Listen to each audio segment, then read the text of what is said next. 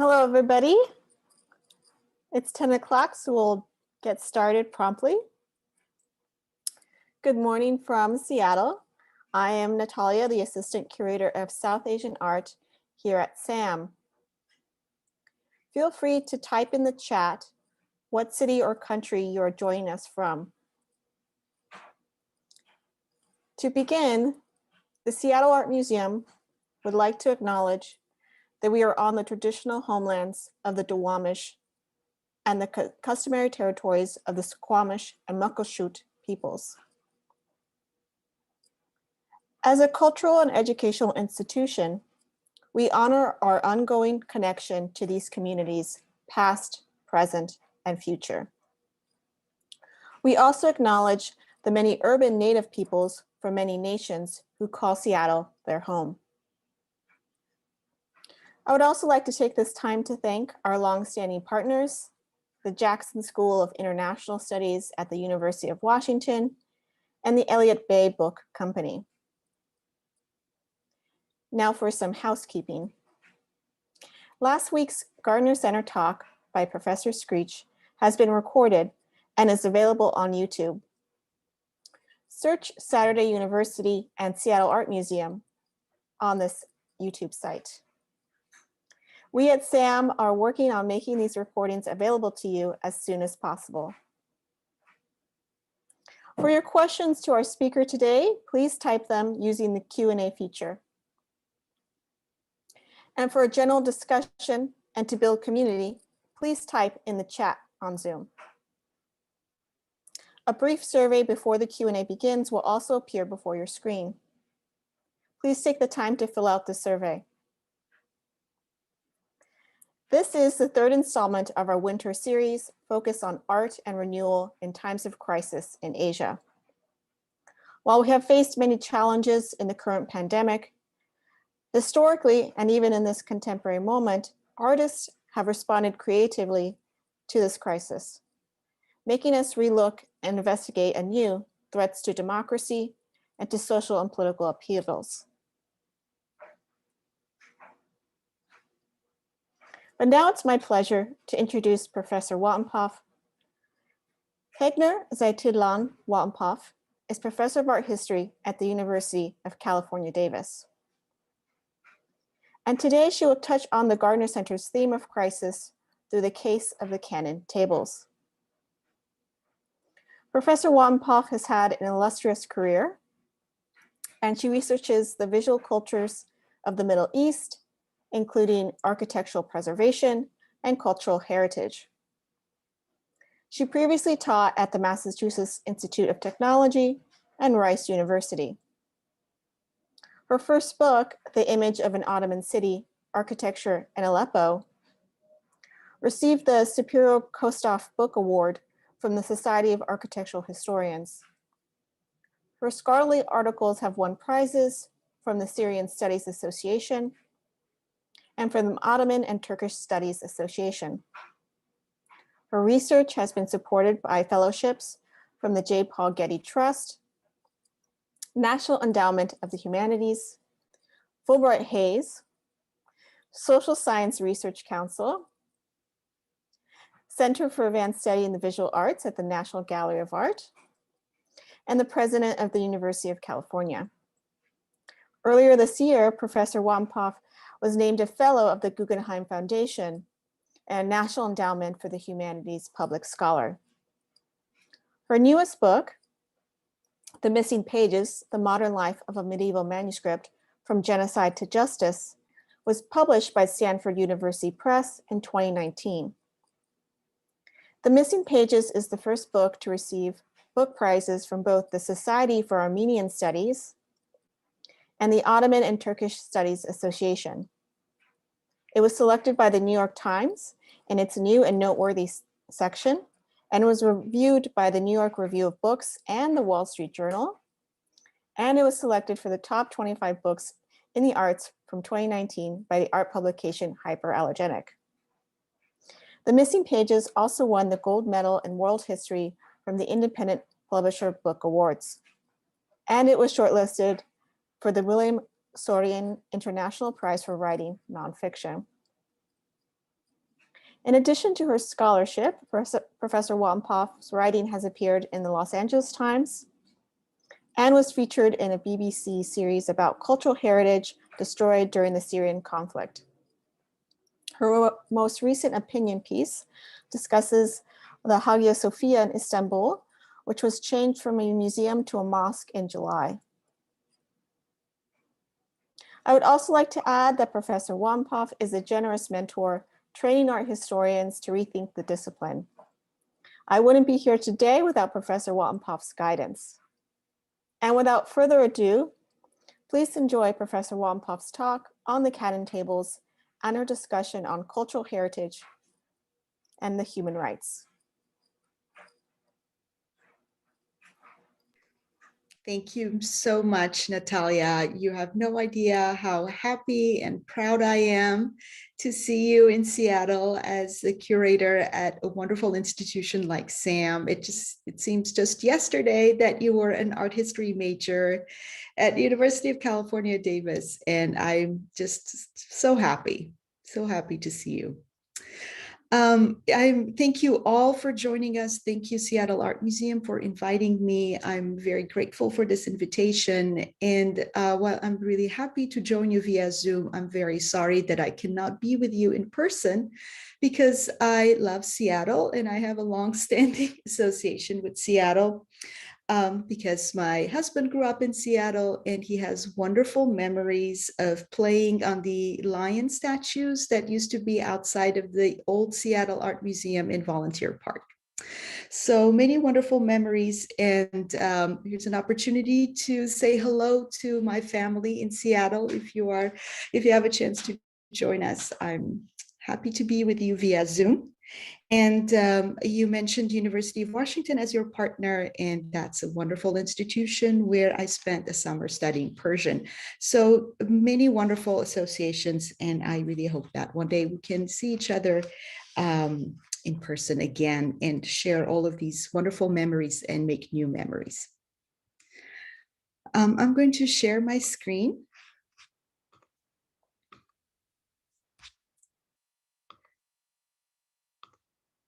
Great. So today I want to talk to you about my book, The Missing Pages, and I want to take you through the journey that took me there. I was working on something completely different. As Natalia mentioned, I researched the architecture of Aleppo in Syria, and one day, June 1, 2010, I read in the newspaper that a lawsuit had been filed in Los Angeles. In this lawsuit, the Armenian Church in Los Angeles was suing the world's wealthiest and arguably most powerful art institution, the Getty Trust, alleging that the Getty had in its possession a fragment of a sacred manuscript, the canon tables from the Zatun Gospels, and that the Getty should have known that these pages belonged to the church. They had been stolen. I was very taken by this announcement because I'm a member of the Armenian Church, and I also have a longstanding connection to the Getty. I have been a Getty Fellow and have spent many wonderful hours in various parts of that museum. So it was as if two parts of my personal and scholarly identity had come into conflict. And I also realized that I didn't know anything about the history of this manuscript, and I wanted to find out more.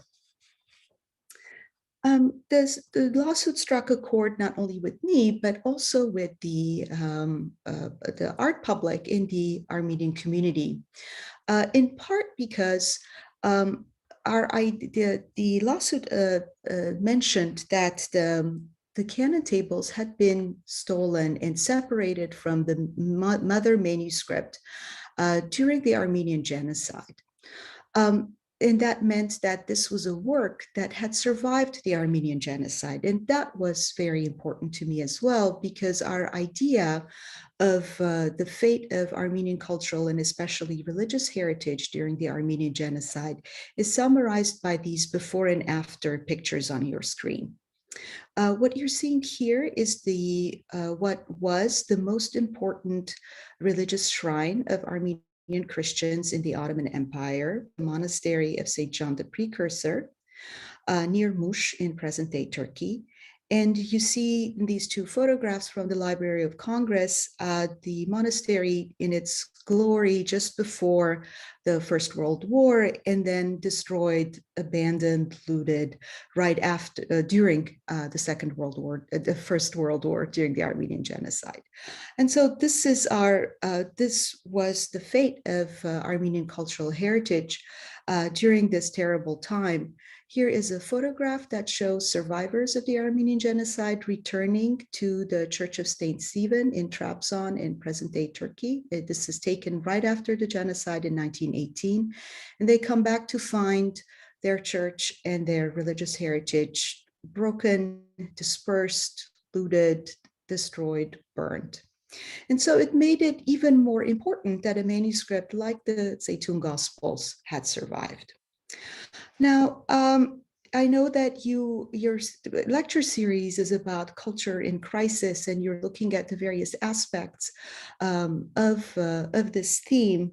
And one of the key issues for my research was understanding better the not only cultural rights within a framework for human rights, but also understanding what we mean when we say cultural genocide. The gentleman you're seeing on your screen, Raphael Lemkin, was the Polish Jewish jurist who coined the term genocide. From the very beginning of his thinking on this topic, he was concerned with what he initially called vandalism, meaning the destruction of the cultural heritage of the targeted group that he saw as a crucial part of any genocidal campaign or atrocity. He observed that part of the persecution of a group, there was a series of violent acts of which destruction and attacks on culture, the humiliation of the culture of the other formed a very important part. And while when the United Nations adopted a convention on genocide in 1948, the cultural aspect was not explicitly included within that document. And cultural heritage professionals, art historians, and activists since then have argued that cultural rights and attacks on culture, on religion, on various forms of expression, on language, are part of atrocities and genocide worldwide. And of course, we can look around the world today and see that that is still the case, destruction of holy places, temples, mosques, as part of the targeting of a persecuted community. This is to say that in the cultural rights and the cultural dimension of genocide remains a relatively understudied topic. And one of the things that I was hoping to do with the book was contribute to that conversation and move that conversation forward. Now, since I'm an art historian, I always begin with the object. So first, I want to show you what is the fragment from the manuscript that is at the Getty. So the Getty has a section that came from a book, Gospels. So this diagram shows you the sheets of parchment, each rendered in a different color here, that initially would have been nestled together to form a gathering. And so they would be, you would, as you opened the page, you would see the images in a particular order intended by the artist. So I'm going to show you the 4 pairs, a total of 8 paintings that are at the Getty today in the order in which the artist, the maker of this manuscript, would have wanted us to see it. And these are 2 facing pages, and you see that they are matching pairs. They are echoes of each other. And as you look closely, you will see that there are subtle differences.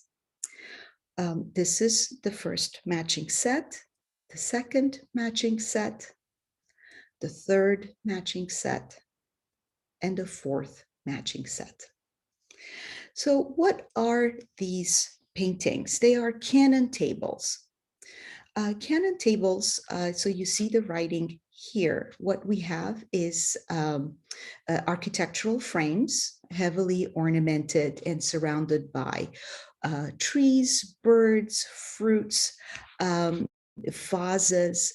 And within these frames, we have a grid, like an Excel sheet, if you will, with letters within them. And letters of the Armenian alphabet also function as numbers. So what we have here is a number grid, an index. Canon tables are an element of Gospels, that medieval Gospels, that are often at the beginning, and they're a concordance list of events in the four Gospels. So canon tables and their lists will show where in the same event occurs in two or more of the Gospels. While this might seem a very sort of dry list, in the medieval period, canon tables in all Christianities were extremely important. They played a very important theological function. They indicated that all four Gospels were deeply connected and collectively told a truth about the life of Christ. And the canon tables also serve to make connections between the New Testament and the Old Testament, so ideas that were extremely important in medieval Christian theology. And as the arts of the book developed and the arts of copying Gospels became more codified, we begin to see that the canon tables, which occur at the beginning of Gospel books, are often, especially in the Byzantine and Armenian traditions, are often the most elaborately decorated parts of the manuscript. These are the pages that receive the most expensive inks, these beautiful blues, these wonderful glittering passages of gold. This is where the most aesthetic effort is spent. Not on narrative paintings like the crucifixion or nativity or all of the kinds of images of the life of Christ that we are used to seeing. In these traditions of medieval Christianity, it was the canon tables that were the focus of illumination. For us today, as modern viewers, these images seem very intriguing, maybe difficult to understand. They don't tell us a story. They are lists of numbers surmounted by ornament. However, for medieval Christianity, canon tables were supposed to be a focus, a medium of reflection. And the artist, in this case, the artist is Toros Roslin. He's the most important and most famous, and in my opinion, most talented of medieval Armenian illuminators. His task is here to engage us in this reflection. And so the intention is that as your eye travels across the page, you will look from one page to the other. It's like a very sophisticated spot the differences puzzle. And your eye will travel from one page to the other, looking at the differences and similarities. Your eye will dwell on the ornamental passages and reflect on those. And your eye will also be delighted by the vivid and naturalistic and dynamic images of birds and fish in motion and fruit trees swaying in the wind. And Toros Roslin is rightfully celebrated for this combination of naturalistic depiction of living beings, apparently copied from nature, and these passages of sophisticated, ornamental, almost carpets. So these are the pages, the way they were meant to be seen together as matched sets. However, because of the way they currently are, as detached sheets of parchments detached from the original book, the matching pages cannot be displayed together, but rather, if you see them on display at the Getty today, and I hope that one day you will be able to see them in person, you will see the pages that are connected together at the spine, but these are not the pages that are meant to be seen together. And when you look at them closely, you see that these are not the same birds. So they still form a beautiful ensemble, but this is not the way the artist intended them to be seen. And when you look at them closely, you also see something else. This is a not very good photograph that I took with my phone when the pieces were on exhibition. And I want you to pay attention to this element, this fold or this crease that cuts across these pages horizontally. And the more time I spent looking at these wonderful pages and thinking about them and trying to understand the journey that they had traveled from the First World War to Los Angeles, it seemed to me that that crease was a very important clue.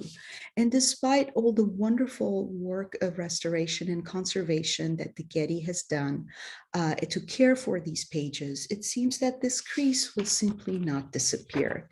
To me, the crease marked the time when the moment when a person removed these pages, folded them, and took them away. And so it seemed to me that the crease marked a very important moment in the life of the manuscript. It was a scar that recalled the experiences that this object had gone through as it had survived the Armenian genocide along with its community. Next, I wanted to retrace the steps of this manuscript, to walk the places where it had spent time in an effort to understand better the entire course of its life and to understand how it had come to be in Los Angeles. So this is a map that shows some of the places where we're going to go, but I'm going to start here in Yerevan in the Republic of Armenia, in a museum there called the Madenataran, the Institute of Ancient Manuscripts, where through an incredible journey of its own, the mother manuscript has ended up. So even though the pages were separated from the main manuscript has survived and made its way to the Institute of Ancient Manuscripts in Armenia, where it resides today. And this is its binding. And it has largely survived intact, though it has lost some of the votive ornaments that were once attached to it. And I'm pointing out some of the holes in the binding of the manuscript where votive ornaments like these small crosses would have been placed by worshipers over the centuries as offerings. And here is a page within the manuscript. And this is the opening of one of the Gospels, and it shows a portrait of the evangelist and an ornamented page that marks the beginning of the Gospels. Zatun Gospels has a number of other important illuminations, though the canon tables, in my opinion, are its most astonishing artistic feature. So after visiting the mother manuscript, I made my way to the place where the manuscript was created. It was created in medieval Hromgla, present-day Rumkale in Turkey, near Urfa in Turkey, those of you who know this part of the world. Hromgla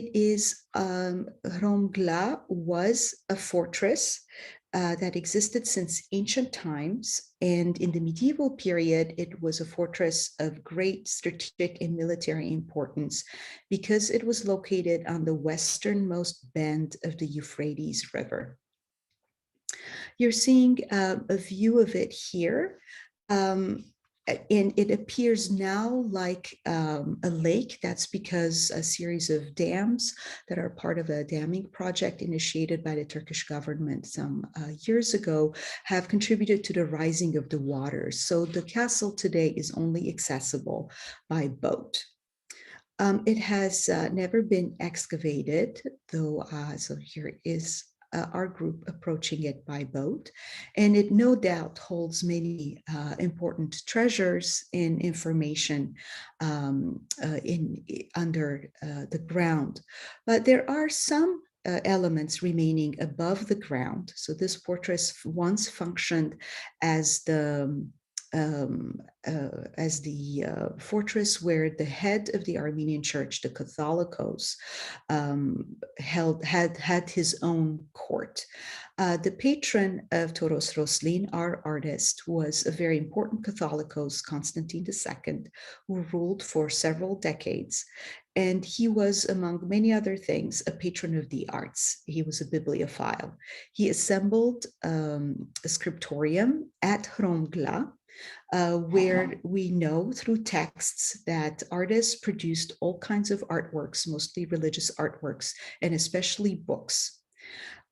All of the books that we have that were produced in Hromgla that have survived because they had been taken out of Hromgla before it was sacked towards the end of the 13th century by the Mamluks. But in the middle of the 13th century, 1256, which is when Toros Roslin created the Zatun Gospels, this castle was a thriving center of priests and artists and a strategic and militarily important settlement. This tower, which is probably dates from the 12th century and possibly was the bottom part or lower basement of a more important structure, is one of the architecturally interesting elements that can be seen, are still visible among the ruins. So I was very taken by this, and I want you to pay attention to this phenomenon here, where we see that there's a special frame, and within this frame are these two sculpted stela. Here is a close-up view. So you see that it's quite high up the wall. So we see an ornamental frame. This is a part of the Middle East, where there was a very important local stone carving tradition in the Middle Ages. So we see evidence of that everywhere. So inside the beautiful frame, from top to bottom, we have here an eagle with their arms outstretched, possibly the sigil of an important family, or perhaps even the Catholicos. We see arabesque ornament. And above here, we see that something has been scraped out, has been removed. We see remnants of writing here. And perhaps those of you who can read the Armenian alphabet will recognize that these are the two letters that form the abbreviation of the name of Christ, Jesus Christ. And between them, in this scraped out area, you probably recognize the bottom part of what was once a cross. So it was very important for me to appreciate this, because it was so clear that someone went through significant effort to erase and mutilate this sign. It was not by accident. It was not an oversight. It was not an act of nature. It was somebody's very deliberate act, where only those signs that indexed Christianity or the Armenian language were erased. The eagle was left alone. These passages of ornament were left alone. It was very important for me to see this and understand what cultural erasure means, and how the targeting of specific cultural references functions. And you would think the castle where the most famous medieval illuminator of this region did his work would be a place where his name is celebrated or acknowledged. Not at all. It was as if Armenians had never existed here. So it was very clear to me that in this particular case, a return to the place of origin was not possible for this particular artwork. And this is something that we need to think about for the works of, objects and cultural heritage associated with persecuted groups. What does restitution mean in situations like that? It can be very complicated. So I continued my journey, retracing the steps of the manuscripts after Hromgla. So Hromgla fell towards the end of the 13th century. And at an unknown point, the Zatun Gospels, which was created by Toros Roslin as the personal Gospels of his patron, the Catholicos Constantine II, at some point, the book was taken to a city in the mountains, in the Taurus Mountains above the Mediterranean here, a place called Zatun. So that was my next stop. And here was our approach to Zatun as it appeared in the mountains under the rain. Zatun is a place that is very important in the Armenian imagination. And the Zatun Gospels itself, the book itself, has functions like a small archive where its history is written. I'm showing you one of the pages of the Zatun Gospels today at the Madanataran in Armenia, where it is a feature of Armenian manuscripts where when important events happen in a community, priests or other leaders will often note these events in the most important religious book for the community. And so the Zatun Gospels contains these notations centuries after the creation of the book that help us understand its history. They tell us where it went, how it was lost and found again, and various important events in the life of the community at Zatun.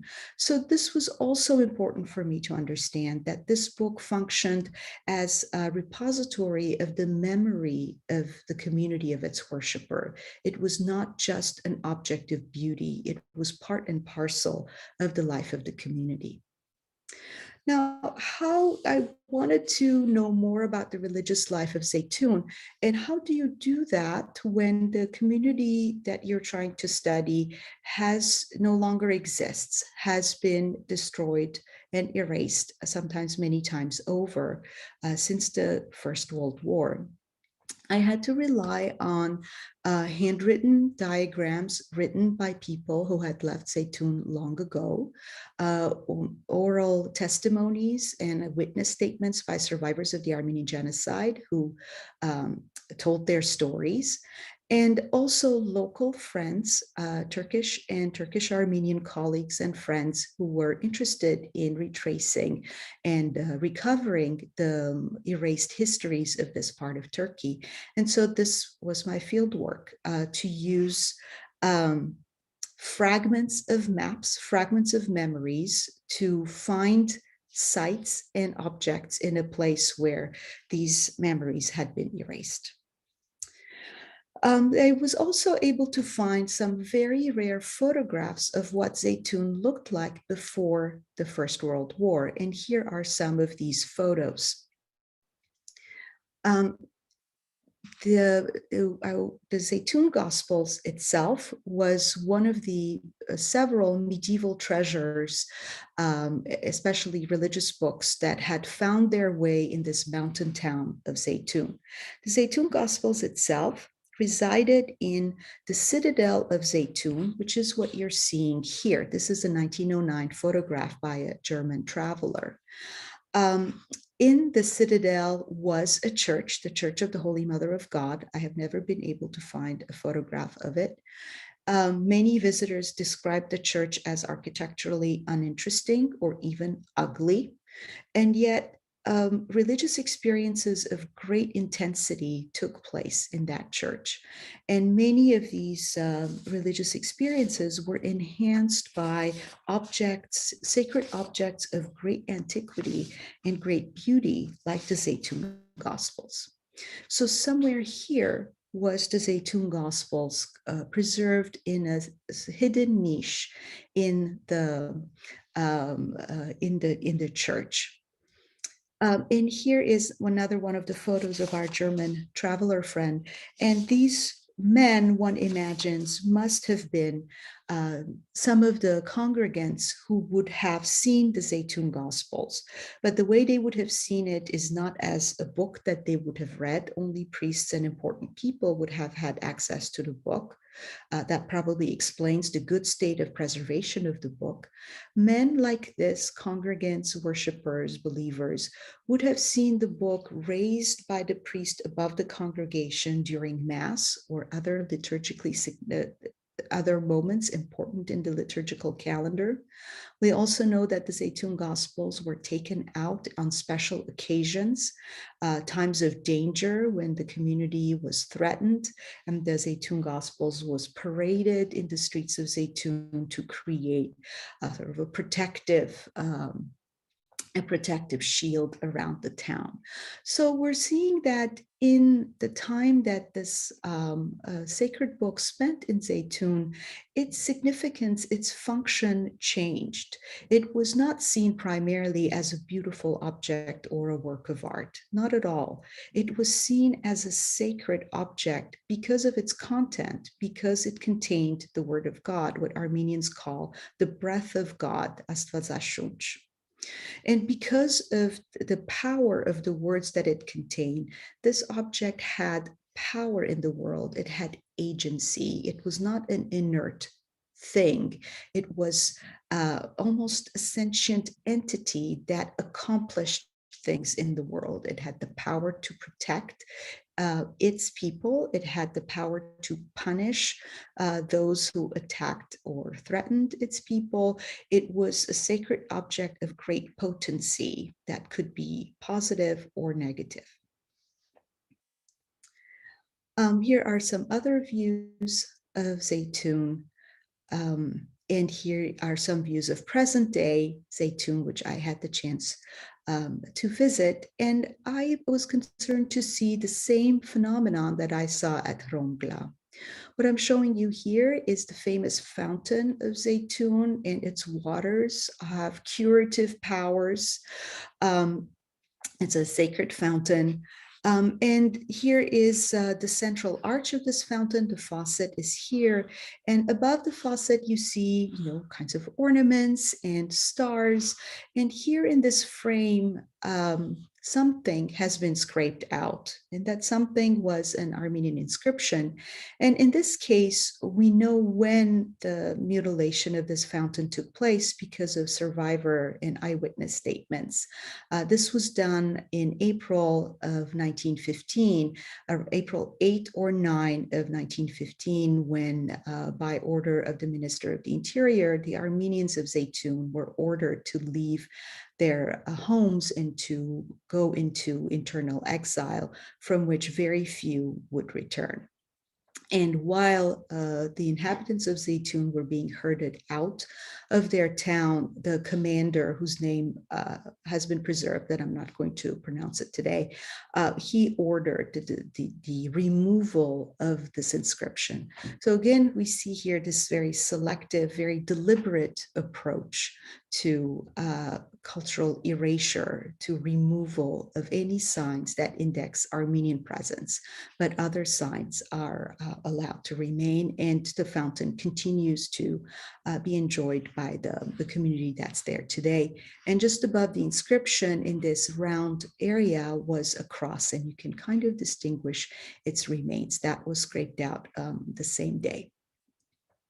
There were some remnants of old Zatun, and this is a remnant of a bath. So this is one of the rooms of the bath. And this is another one of the rooms of the bath. And this gentleman who now lives here was kind enough to allow me to take these photographs. And so the floor of this bath had marble tiles, and this wonderful donkey drank from a marble basin, and you see that there were pendentives and arches here. So there was architecture here. Another interesting remnants from Old Zatun was this road up the mountain. And you see that the road had these dividers. Because the road is so steep and goes up the mountain, imagine that for your horses and carts and animals carrying your belongings, these stoppers were useful in preventing them from sliding backwards.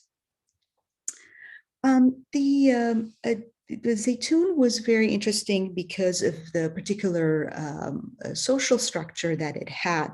It had a series of local ruling families, and you're seeing the only photograph I've been able to find of a member of the Surenian family, which was the family that was associated with the church where the Zatun Gospels resided. So this noble family had a special connection to the Zatun Gospels. So this photograph was taken in 1862. I have not been able to find the original. And a descendant of this man, Asadur Surenians, was the person who in 1915, as they were being evicted from their homes, made the decision to take the Zatun Gospels with him on the way to exile. This was because he felt that the Zatun Gospels would protect him and his family in this time of terrible stress. The Surenian family, this notable family, was first moved to the city of Marash, which was the nearest provincial administrative center to Zatun. Marash was a very different place, the present-day Kahramanmaraş. Marash was a very different place from Zaytun. Zaytun was a mountain town and was considered very, some sophisticates even considered it primitive. But Marash was a very sophisticated place. It was connected to the world through merchant networks, education, missionaries, administrative structures. And it had among its inhabitants, this gentleman, Dr. Harutun Der Ghazarian, nicknamed Dr. Artin, who was a surgeon in the German hospital in Marash. The Germans had a significant presence in the Ottoman Empire because they were allies, and the German hospital in Marash was a significant institution. Dr. Artin was a surgeon and he worked here. And during the First World War, even though he was Armenian, he was not himself deported into exile because he was useful to the Ottoman state as a surgeon. So he worked in the hospital as a military surgeon. And we have some of his writings from that period where he talks about the ravages of the First World War and the contagious illnesses, and something that we, of course, are very familiar with right now. Dr. Artin was not only a surgeon, he was also a historian. He was very interested in medieval history, and he was also a draftsman. And this is a map he drew of Marash, his hometown, when he lived in exile in Aleppo in 1929, after he had been driven out of Marash in 1920. And I was able to use this map of Marash in order to retrace the steps of the manuscript within this town. So what I was able to find is that when the noble family came from Zaytun carrying with them the precious Gospels, they were settled somewhere here near the American institutions. Americans were also established in Marash. There was a missionary organization and an American church, evangelical church, and the American missionaries had been very successful in converting, especially Armenian residents of Marash, to Protestant Christianity. Dr. Artin himself lived here in the Kümbet quarter, and his hospital was also in this area. Dr. Artin, being one of the most important citizens of the town, became familiar or visited the notables from Zatun. And he became aware that the notable leader, Asadur Surenians, had with him this object. And being someone who knew art and history, he recognized that this object was something very important and very, what he called a great national antiquity, what Dr. Artin called it. And so when the order came from the Ministry of Interior in the summer of 1916, that ordered the notable family to leave their temporary lodgings in Marash and to go on the road to exile that would lead them to Deir Zor in the deserts of Syria, the terminus of the death caravans of the Armenian Genocide. Dr. Artin knew that the notable family would probably not survive this ordeal. And so he tells us in the several writings that he has left discussing these days, he said that he pleaded with them to leave the Gospels with him. And Notable did not want to do that. I mean, he needed the protection of the Gospels more than ever. But Dr. Artin was wily, and he managed to borrow the Gospels. And when the order came, the notable family and his entourage had to go into Deir Zor, and they were never heard from again. And that is how come the Gospel spent the war years in Marash in the safety of the care of Dr. Artin. Fast forward to 1920, when this is after the Second World War, and this is a time when France had plans to establish colonial rule over this area. And so there was a French regiment here. And there was, this was the time, early 1920, when Turkish nationalists, the Kemalist movement throughout Anatolia was fighting to reestablish an independent state, one that had a particular vision of what the way things should be. And this vision did not really include a place for Armenians. So in 1920, the early weeks of 1920 was the famous Battle of Marash, a series of skirmishes, intercommunal violence, massacre, and other confrontations that included the French colonial military, Turkish residents, Turkish nationalists, Kemalists, and Armenian military forces loosely allied with the French.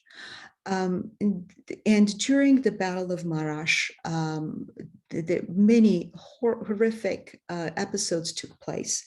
The Armenian neighborhoods were burned, and so the Kümbet neighborhood where Dr. Artin lived was burned. And Dr. Artin talks about how several members of his family died in that fire, and that the only thing he was able to save from his personal art collection was the Zatun Gospels. So he took the Gospels and he took shelter here in one of the Armenian churches. Almost the entire Armenian community took shelter there, and they created a makeshift government. And they could see from the roof of the church what was happening in the city. And this is me in Marash. And astonishingly, you can almost follow day by day what was happening in Marash, in part through the lens of a young American, Stanley Kerr, 26 years old at the time, who was an employee of Near East Relief, the American humanitarian organization, which still exists, by the way. He was stationed in Marash. He had a camera. And from the window of the American compound up the hill, he was able to take a series of photographs that document the onset of the war, including those fires. And of course, once a fire is started, once you set fire to the Armenian neighborhood, the fire is going to spread. So it devastated all of Marash. And at some point, let's go back to the map, during a terrible night, Dr. Artin noticed that the French were leaving. The French had been on the citadel of Marash, and they were leaving, abandoning the city. French military had made the decision that they were no longer going to hold on to Marash, and so they left, effectively abandoning the local population to their own devices. And many Armenians assumed, with good reason, that they were going to be massacred. So Dr. Artin tells us that the Armenians huddled in this church, met to make a decision. He says we had to decide how we were going to die. Do we stay here and wait and see what happens, or do we try to escape and make a run for it? And Dr. Artin himself was one of the people who decided to run and leave and make a desperate attempt at escaping. So from here, they ran through this area and left Marash. Dr. Artin and his two sisters took the Zatun Gospels. They divided whatever money they had amongst themselves. One of Dr. Artin's sisters wrapped the Zatun Gospels in a precious Persian shawl. She put it on her back, and they ran in what Stanley Kerr called the Turkish gauntlet. Their former Turkish neighbors were firing on them and attacking them. And Dr. Artin talks about this run in the streets in very harrowing terms. It was also a night of a terrible blizzard.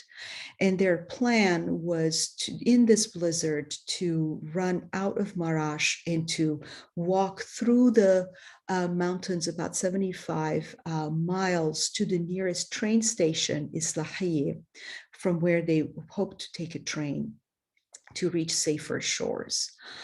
It was a desperate plan. Dr. Artin survived. However, the Gospels fell in the snow and disappeared, was lost. One family that remained in the Armenian church because they could not leave was this family, the Atamians. Here is this a photograph taken probably in 1912. Melkon Atamian, the father of the family, was a dentist.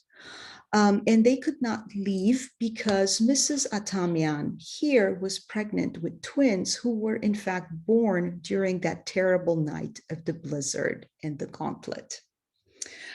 After that night, the Atamians continued to live in the church. The medical practice of Dr. Atamian had been looted. It was clear that the Armenians were no longer welcome in Marash, and they had to think about what they were going to do, what their next plan was. And they began to make a plan to immigrate to the United States, where they had relatives. While this was going on, Dr. Atamian received a visit from a Turkish man who told him that during the Battle of Marash, he had found a book, but ever since he had found that book, he could find no rest. Every time he tried to sleep, a terrible figure appeared to him in dreams, a figure dressed in white with a white beard, and commanded him to return the book to its people. So this man had come to the nearest Armenian he knew and asked him to take this book off, take it away from him so that he could find rest. And you can guess what that book was. It was the Zatun Gospels.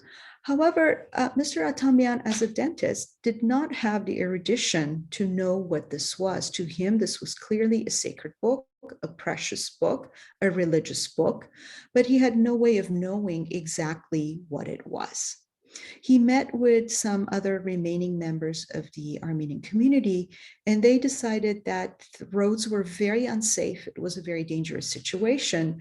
They could not take this precious and sacred book with them. So they decided to entrust it to the American missionary in Marash, the Reverend James K. Lyman, who had been living in Marash for decades, and he was a trusted and neutral party as an American. So young Hagop, one of the sons of Atamian, who was in 1920 about 12 years old, found out that the elders had decided to give this book away. And he was disturbed by that because he had had a chance to leaf through the book, and this book had enthralled him. He knew it was precious. And at one point, just before they all have to leave their homeland behind forever, in a moment when he's alone with the book, and he tells this in his own words much later, he makes a private, momentous, impulsive decision. He removes some pages from the beginning of the book and he keeps them with him. He says, in order to show that we had existed, he takes them in order to show that we had existed. The elders evidently had no idea this had happened, and they gave the book to James Lyman, who kept his word and entrusted it to the Armenian Patriarchate some years later. Meanwhile, the Atamian family managed to accomplish their plan to move to the United States. This is their Ellis Island admission record. Here they are. Here's a close-up view of the Atamian family. And their nationality is listed as Turkish, their race as Turkish, and country Syria, because their last port of call was in Syria. And here they are a few years later. This photo was given to me by Hagop's daughter, Sonia Atamian Reeves. And here they are, all a little bit older, a little bit grayer. These are the twins who were born on that terrible night. Here is Hagop, now a young man. And they settled in Watertown, Massachusetts. They became Americans. Hagop had a small store, which he tended to his whole life. He held on to the Zatun Gospels as what he called a memento from our time in Marash, a memento of my father. And he shared the pages with members of the family and with his parish priest, but he had no intention of ever selling them. It was much later, after Hagop's death in 1983, that another member of the family came to have the pages, and after they were exhibited at the Pierpont Morgan Library in New York, he sold them to the Getty in 1994. What happened to the lawsuit? The lawsuit concluded within weeks of the scheduled court appearance in November 2015. An agreement was announced, a settlement was announced between the Armenian Church and the Getty, whereby the Getty agreed that the pages had been the property of the Armenian Church. And in return, the church, in acknowledgement of the Getty's good stewardship of the manuscript, agreed to donate them to the Getty beginning in 2016. So this is the image that marks this agreement. For the art press, this was a positive a situation where a conflict over art had been resolved amicably, and the artwork would continue to be available for the enjoyment of all. Not everyone was happy. And the main book, the mother manuscript, continues to live in the Madanataran, and its power and fame has even increased. The image you're seeing on screen shows a very important event in the history of the Armenian Church. On April 23, 2015, the day before the 100th anniversary of the Armenian Genocide, the Armenian Church made the decision to canonize the victims of the genocide. Now, this is momentous because the Armenian Church, I think the last time they had canonized anyone was several centuries before. This is not an ordinary event. So on this momentous event for the Armenian Church, as witness to this, these objects were brought out. These are the 14 most important relics of the Armenian Church. They include here the lance that pierced the body of Christ when he was on the church. So these are very important relics. And this one among, right next to the lance, is the Zatun Gospels here. And we see just behind the Zatun Gospels, the head, the Catholicos of all Armenians, Karekin II. So the Gospels, the mother manuscript and the fragment continue to exist in our time. They continue to acquire new and different functions. They are objects that live in our time and connect us to the past as survivor objects. Through them, we can both admire and appreciate medieval artistry, but these are objects that connect us to traumatic events that the objects themselves have experienced. And that's why I called them survivor objects. And looking to the future, I think future viewers will continue to find more things, more types of inspiration and ideas from potent and densely meaningful objects like the Zatun Gospels. Thank you.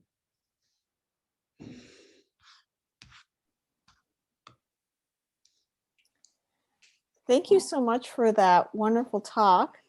Please remember to put your questions in the Q&A. We have some very specific questions, but about the art historical nature of the canon tables. But I want to start off with that choice that you made in your book structurally to, you began your talk saying, as an art historian, you start with an object. But in the book, it does start with the object, but the aesthetics come towards the end about Roslin and the art historical components of that. Can you talk a little bit more about kind of how you decided to structure the book that way? Yeah, thank you, Natalia. That's a great question. So in the roughly 100 years, the last 100 years when the history of Armenian art has really taken off, art historians have very quickly recognized Toros Roslin as this great and important figure. And so a number of very important art historians have already studied Roslin as an artist, Sirapide Nersesyan, Helen Evans, and a number of others. And I felt that I really did not have much to add to their analysis of the style of Roslin and his many influences and how he is this very interesting figure, transitional figure that combines influences from the East, from East Asian art, Islamic art, and European art that he had access through books and prints. So I felt that that aspect had been done incredibly competently by people much more talented than myself. What I wanted to know more about was the journey, the biography of the manuscript, the places where it had spent time, the people with whom it had interacted. And so that's a little bit outside of the traditional purview of art history, where we relegate these kinds of episodes to provenance. And in recent years, as you know, of course, provenance has become a focus of attention, not only because it's very relevant in restitution debates, but also as one art historian calls an alternative history of art. a different way of looking at the life of an art object through the centuries. So that's what I wanted to recover, the different functions that this manuscript had, that it was not only an aesthetic object, that it was a sacred object that was used in very specific ways. I wanted to find ways to talk about the agency of the object, the power that it had and has. And I also wanted to think about the object in its spatial context. What were the landscapes? What was the architecture? What were the cities where it spent time, and how did it fit into these contexts? And how looking at that could help us understand the complex life of this object. Thank you for that response. And now we're going to go into those art historical questions, because the canon tables are so breathtaking. And so there was a question about a Roslin, and at that time, do we know many other artists, for instance, of signatures besides Roslin? That's a great question. In general, we have very few signatures of medieval artists, right? Anywhere in any culture. In the various Christian traditions, sometimes we do have names, because artists, they don't sign their works, but within the books, there are a special kind of document called a colophon, where usually the scribe or the artist will write a short description of, this was created in this place at this time under the patronage of this person. I, miserable sinner, am, my name is such and such. And in the Armenian Christian tradition, and the colophons can sometimes be very long texts, and I don't know why that is. It's very interesting. And just earlier this week, I participated in a very interesting lecture at Oxford University without ever leaving, my chair, that looked at these colophons as sources for social history and political history. So it's really fascinating. So Toros Roslin, there are 7 books that are by him, we know for sure, and a few others that are probably by him. And in these 7 books, there are colophons that enable us to piece together a little bit, something of this man. And there are many things we don't know about him. We only know what he gives us. And most the colophons, most of this content is going to be pious, religious. That's what's important to them. We have other questions to ask them. And so we have little bits and pieces about who he is. He always gives us his name, first and last name. And his last name, Roslin, is very unusual. There's been a lot of speculation as what is the origin of that name. It is not an Armenian name. So is it English? Is it? Who knows? He talks mostly about his patrons and praises them, but he also gives some information about historical events. For example, the important visit of Hulagu, the Mongol leader, who the Armenians and the Mongols at this period were allies. And Hulagu visited Romgla, the castle, and the Catholicos blessed him, and Toros Roslin was there. So it's you get bits and pieces like that, and we're very fortunate to have that. It's very unusual. Most of the time, we just have the name of someone, and we don't know that much else about them. And there was these 2 questions about the paper itself. What was the material the pages made out of? And can you give us a better sense of the size of the pages? Thank you. Great question. It's parchment, and it's very high quality parchment. And here you see the size of the pages. So this is the outer frame, and this is the size of the pages compared to, a person and other books. So it's not large. It's not large at all. it's an art form that is very small in scale and demands your careful reading, careful attention. And it's better than, because you said in your talk that it was in terms of for contemplation and to be immersed. And with such small works, as you said, your eyes forced to look at all the details. And that gets into a little bit about a final question or historical, was about the birds. And you mentioned a lot of different influences from all around Armenia. So could you say a little bit about the significance of the birds? So here I'm drawing on the wonderful work of Helen Evans and her discussion of theological ideas summarized in these canon tables.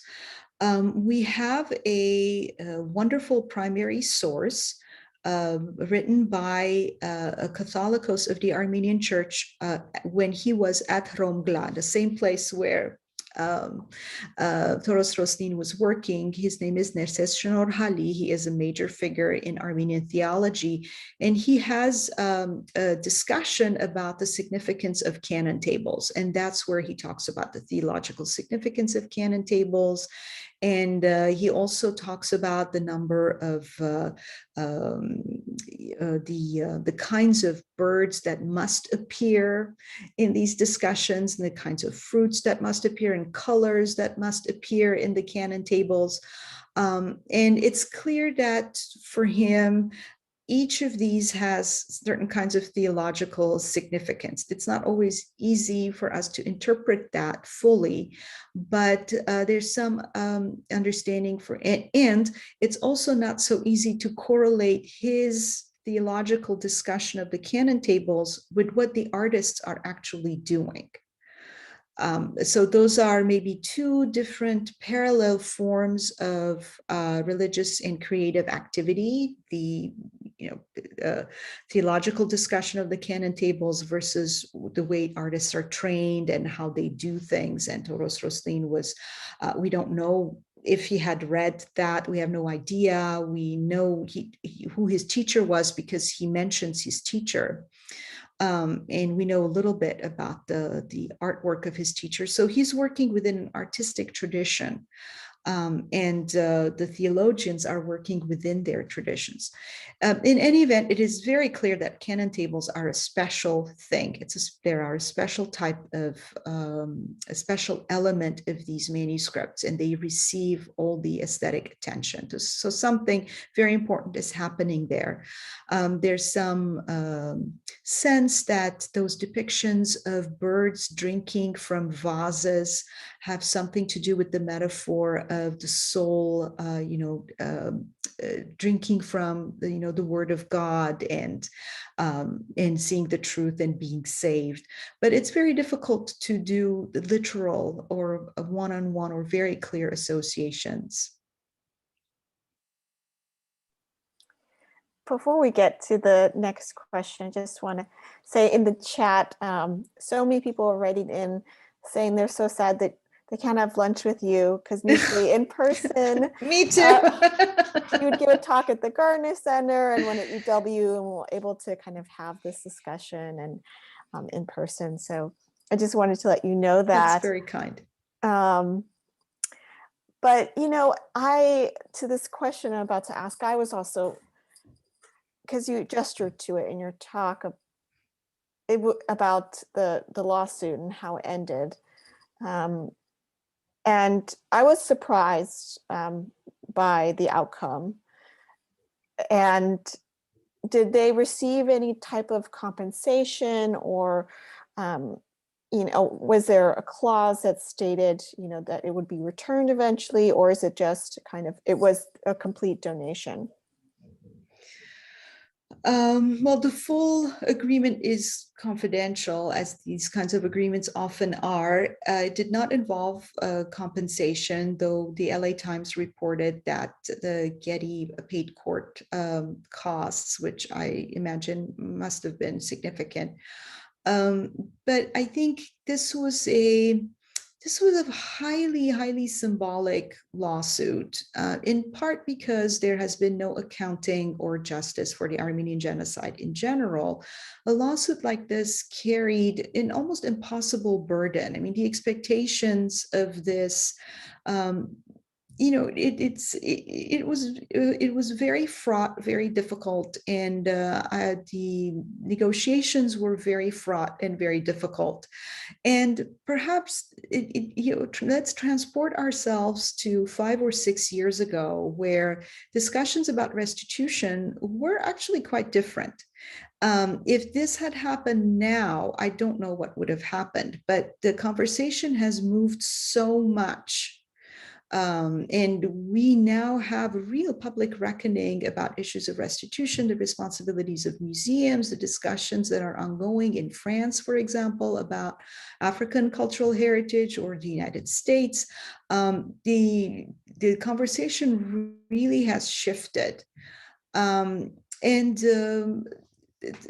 So because it was 2015 was the centennial year of the Armenian genocide, there was a lot of hope and expectation that something would be resolved there at that time. So from the church's perspective, for them, it was a huge victory that during the centennial year of the Armenian genocide, the church reclaimed ownership of this lost manuscript.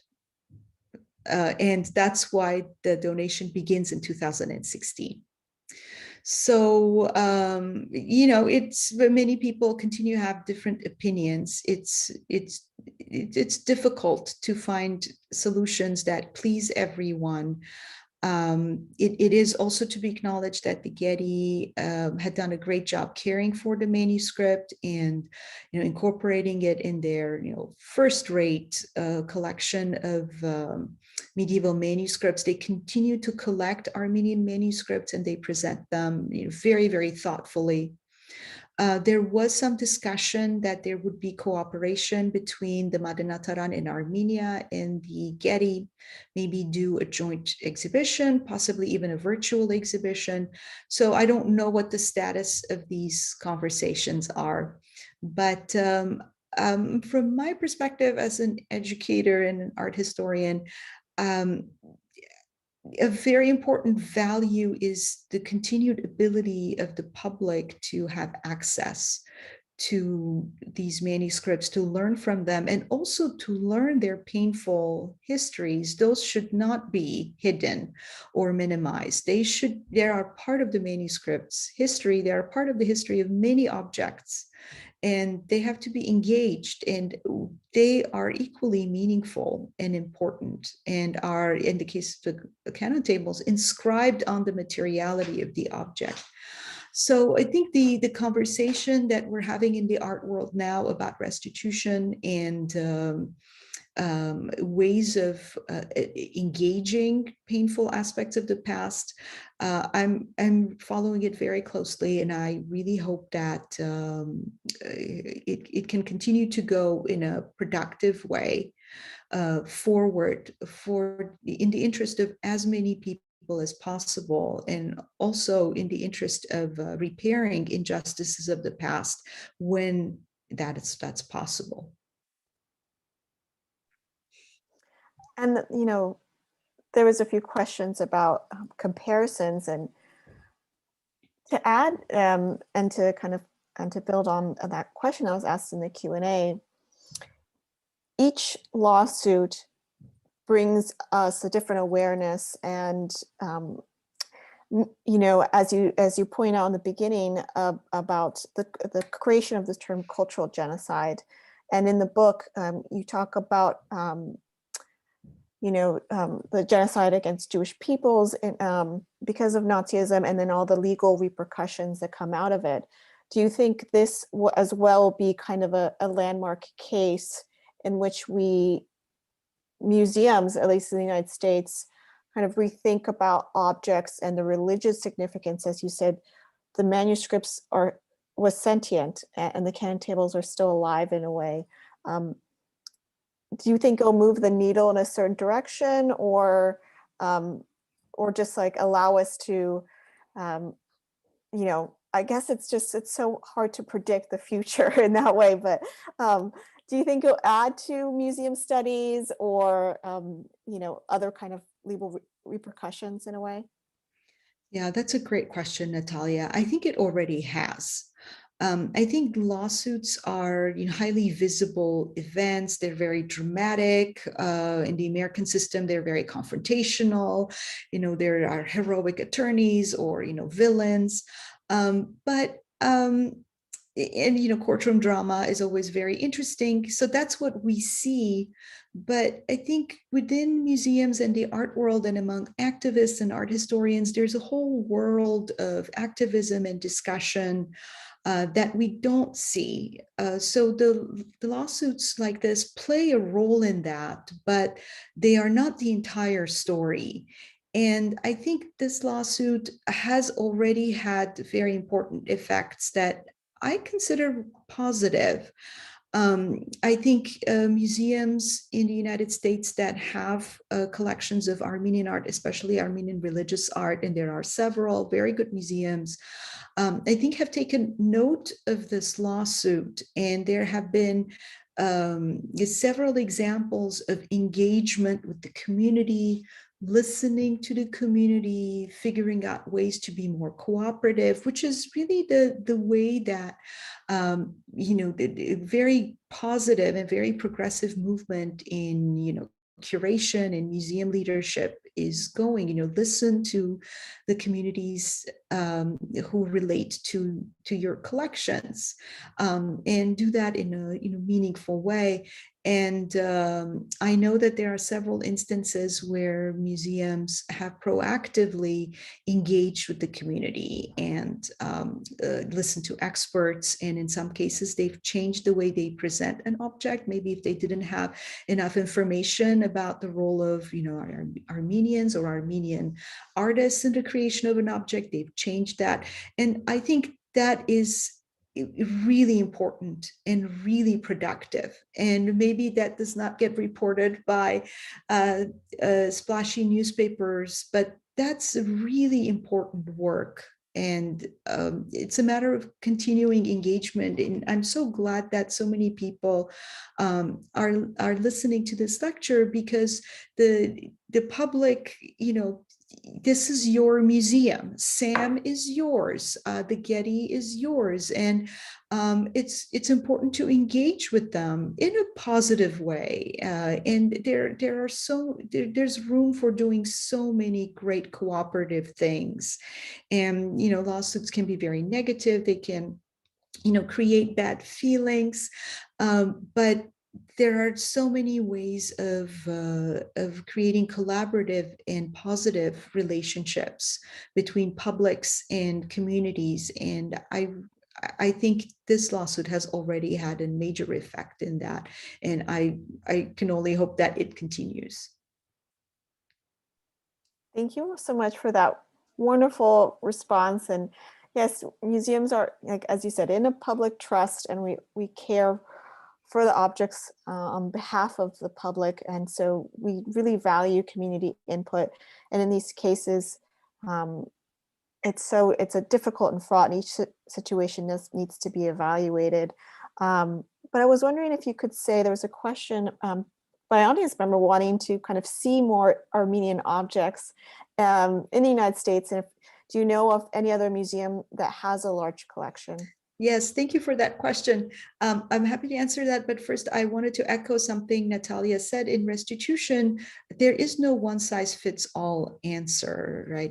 We're really discovering how complex these issues are. It's not always simple, but the complexity is something that we actually need to engage and not be scared of. And I think it's not okay to depict curators as villains. Curators are often, like Natalia, incredible people who spend their life caring for objects about whom they care deeply. And so, but it is the right thing to do, to engage them and to tell them your point of view and have conversations. So where can you see Armenian art in the United States? in many different places. And it's a very interesting thing to think about how they got there and when, and all the incredible stories that these objects could tell. The Getty has an astonishing collection, and kudos to their open content program. And they're very high quality online presentations. So you can go to the Getty website and look at their Armenian collection and download these images and, magnify them and look at them and be intrigued by them and cherish them. The Getty certainly has a great collection. The Los Angeles County Museum of Art. The Walters Museum in Baltimore has a first-rate collection. The Metropolitan Museum of Art. In fact, Baltimore, the Walters Museum has what is probably Toros Roslin's greatest work, Another Gospels, which they have this wonderful interface where you can turn the pages and look at each page, and it's amazing. The handwriting is beautiful and the imagery is beautiful and the canon tables are amazing. So please do that with a wonderful and very thoughtful introduction by Amy Landau, the previous curator at the Walters. The Metropolitan Museum of Art has a first-rate collection, and they recently had, I think it was 2019 or 2018, they had an exhibition called Armenia! It was amazing, in cooperation with institutions in the Republic of Armenia and a number of private collections in the US and Canada. They have a wonderful catalog, and I think that exhibition is still online. So in the era of Zoom, they had amazing things on display together. It was astonishing to be able to see all these treasures in one place. Michigan, the University of Michigan art museums have a very good collection because Professor Kelsey, while the Armenian genocide was going on, planned a rescue mission to find and save as many objects from the Armenian and Assyrian traditions that he knew were going to, be either destroyed or in circulation. So he salvaged a lot of those, and they're available. There's the Alec Manoogian Museum in near Detroit, which is a private museum. The Manoogian family are, Michigan family, and that's an excellent art collection. There's an Armenian museum in Watertown, Massachusetts, or I think now it's called the Armenian American Museum, and they have an ethnographic and art collection, and they're very friendly. It's a wonderful institution, actually. And in Glendale, California, there is going to be an Armenian American Museum. It's in construction. So there's a lot of places, and this is historic Armenian art, right? I mean, there's contemporary Armenian art being created by Armenian Americans, and you can read about it and enjoy it in many different places, art galleries. And one place that I recommend, an art publication called Hyperallergic. That's an online publication. It's free. You can become a member. And they have excellent coverage of social issues in art, contemporary art, especially. So. Thank you, Professor. I think that's just such a wonderful note to end on, because I didn't even know about the Glendale Museum, and I look forward to visiting it soon, hopefully. I'm just going to share my screen. And there was a question about when your recording will be available for those of us, those who I know had some technical difficulties with their phone, but you'll be able to watch Professor Watenpaugh's talk on YouTube, and it'll be uploaded in about a week or so. Our other two previous talks are already online from this series. So let's take this time to thank Professor Watenpaugh, and I also like to thank our audience for joining us, and see you next Saturday at same place, same time, for an artist talk, Munaf Wasif, who is engaging with the issue of crisis in terms of climate change. Thank you. Thank you. My pleasure. It was a real pleasure.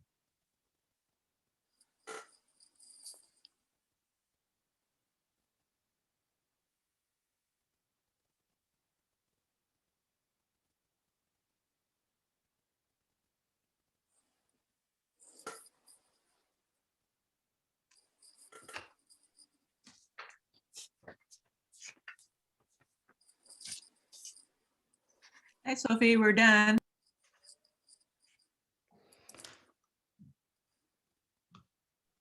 Hi, I'm just waiting for people to log off. Great. I'm gonna log off if you don't have any questions for me, Sophie. Nope, we are totally good. I just screen shared at the end because your presenter view was showing. But Oh, okay, sorry. Thank you so much. so I'm gonna stop share. Ciao. See you later, guys. Bye. All right, bye. So you're also doing the next week. And we already have a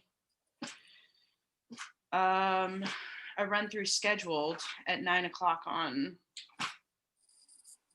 Tuesday, right? Yes. Okay, cool. All right, well, sounds good. I will see you then. If you have any questions or anything comes up, please let me know. Great, thank you. Bye. You're welcome. Bye.